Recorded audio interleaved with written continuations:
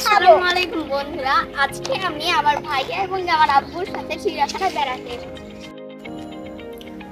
আসসালামু আলাইকুম দর্শক, আমি ডাক্তার মোহাম্মদ আসাদুজ্জামান লিটন, সহকারী অধ্যাপক নাক কান ও গলা বিভাগ, ঢাকা মেডিকেল কলেজ হাসপাতাল। আজকে আমার ছেলে মেয়েকে নিয়ে বেড়াতে এসেছিলাম ঢাকা জাতীয় চিড়িয়াখানায়।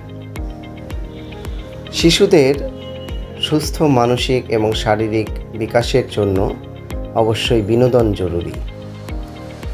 বিনোদন বলতে যে খুব দামি কোনো জায়গায় যেতে হবে বা অনেক টাকা খরচ করে বিনোদন দিতে হবে, ব্যাপারটা কিন্তু এরকম নয়। আপনার চারপাশে যা কিছু আছে এর মধ্য থেকেই শিশুকে একটু বিনোদনের ব্যবস্থা করতে হবে। বিশেষ করে এখন যারা স্কুলে পড়ে তাদের দেখা যাচ্ছে যে নিজের বডি ওয়েটের চেয়ে ব্যাগের ওয়েট বেশি, এরকম একটি কথা প্রচলিত আছে।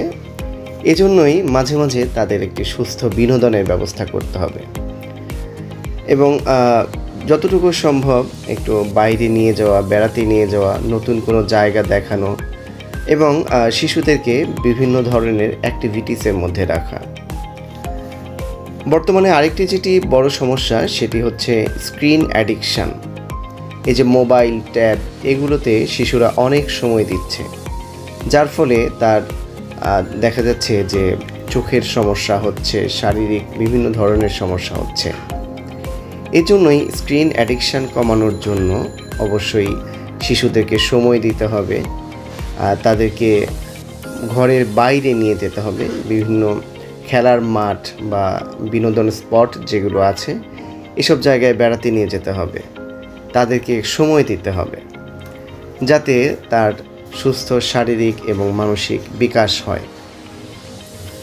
এবং শিশুকে বিভিন্ন ধরনের অ্যাক্টিভিটিসের মধ্যে রাখতে হবে।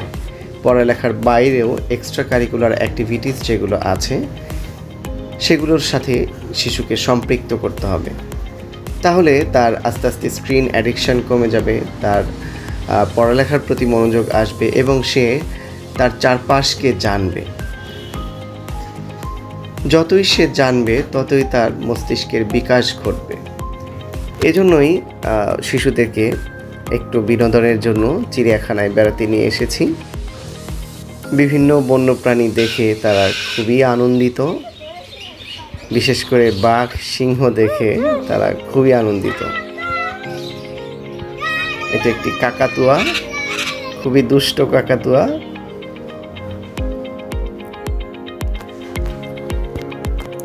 শিশুদেরকে যতদূর সম্ভব সময় দিতে হবে। পড়ালেখার বাইরেও যে আরও একটি জগৎ আছে সেটি তাদেরকে চেনাতে হবে। চিড়িয়াখানার ভেতরে একটি ফিশ অ্যাকুরিয়াম আছে, অনেক ধরনের অনেক প্রজাতির মাছ এখানে আছে এবং বিভিন্ন বন্য প্রাণীর রেপ্লিকা আছে এবং ফরমালিনে বিভিন্ন মৃত প্রাণী সংরক্ষিত আছে। এটি হচ্ছে গন্ডার।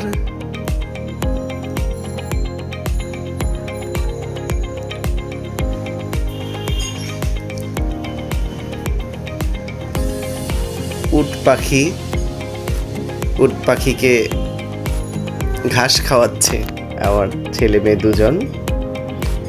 খুবই আনন্দ পেয়েছে তারা উট পাখিকে ঘাস খাইয়ে। অনেক বড় উট পাখি এবং গলাটা অনেক লম্বা, সে খাঁচার বাইরে এসে ঘাস খেতে পারে, মাথাটা খাঁচার বাইরে এনে। অনেক বাবা মাই তাদের শিশুদেরকে নিয়ে এসেছিলেন চিড়িয়াখানায় একটু বিনোদনের জন্য।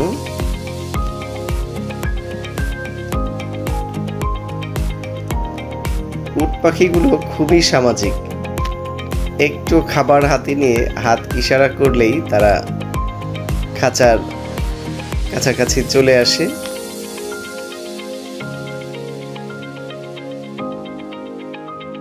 হ্যালো বন্ধুরা, আজকে আমরা আমার আব্বুর সাথে এবং আমার ভাইয়ার সাথে স্টেশনে চিড়িয়াখানায় বেড়াতে এসেছি। তোমরাও আসো।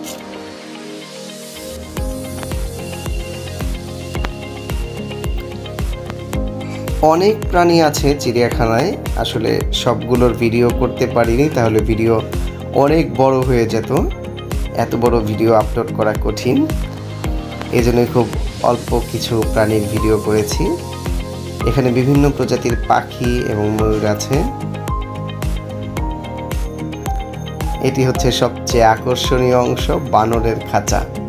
শিশুরা খুব আনন্দ পায় বানরের দুষ্টুমি দেখে। এক জায়গা থেকে আরেক জায়গায় লাফ দিয়ে যাওয়া, দোলনায় দোল খাওয়া, বানরের এই দুষ্টুমিগুলো দেখে শিশুরা খুবই আনন্দ পায়।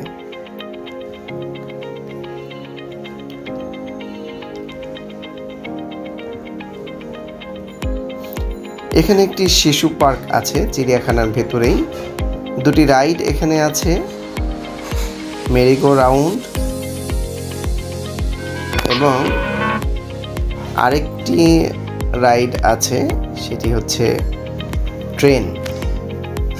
এছাড়াও এখানে দোলনা এবং স্লিপার আছে, সেগুলোতেও বাচ্চারা এনজয় করতে পারে। এটি হচ্ছে ট্রেন, অনেকটা বনের ভিতর দিয়ে ট্রেন যায়। এই দুটি রাইডই আছে এখানে, মেরিগো রাউন্ড এবং ট্রেন। আরিশা, চিড়িয়াখানায় ঘুরে কেমন লাগলো? খুব ভালো লেগেছে। এখানে অনেক প্রাণী দেখলাম, অনেক নতুন নতুন প্রাণীও দেখলাম। আপনারাও আসবেন। বাচ্চাদেরকে নিয়ে ঢাকা জাতীয় চিড়িয়াখানায় এসেছিলাম। বিভিন্ন বন্যপ্রাণী তো তারা দেখেছেই, সবচেয়ে যেটি ভালো লেগেছে আমার চারপাশে দেখতে পাচ্ছেন অনেক গাছপালা। চিড়িয়াখানাতে অনেক গাছ আছে এবং যার কারণে এখন তো সব গাছেই সবুজ পাতা, পুরো পরিবেশটা অত্যন্ত সুন্দর। পাখির ডাক, বিভিন্ন বন্যপ্রাণী এবং এই সবুজ প্রকৃতির মাঝখানে বেশ ভালো লেগেছে। সবাই ভালো থাকবেন এবং শিশুদেরকে নিয়ে এই জায়গাটি বেড়াতে আসবেন। আল্লাহ হাফেজ। ভিডিওটি দেখার জন্য অনেক অনেক ধন্যবাদ।